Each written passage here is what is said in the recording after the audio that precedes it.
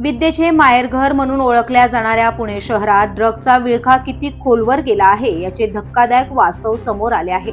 Camp परिसरातील MG रोडवरील एका नामांकित शाळेसमोर गुन्हे शाखेच्या पथकाने 2 अल्पवयीन मुलांना ताब्यात घेतलं असून त्यांच्याकडून तब्बल 2,60,000 रुपये किमतीचे मॅफेड्रॉन म्हणजेच MD ड्रग्ज जप्त करण्यात आले आहे।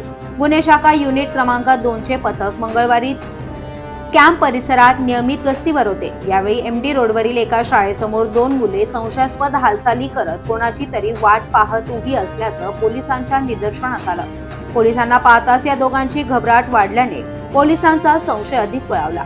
तात्काळ कारवाई करत पोलिसांनी दोघांना ताब्यात घेऊन चौकशी केली असता ते दोघेही 18 वर्षांखालील अल्पवयीन असल्याचं निष्पन्न झालं। त्यानंतर करण्यात आलेल्या झडतीमध्ये त्यांच्याकडून मोठ्या प्रमाणात MD ड्रग्ज आढळून आले।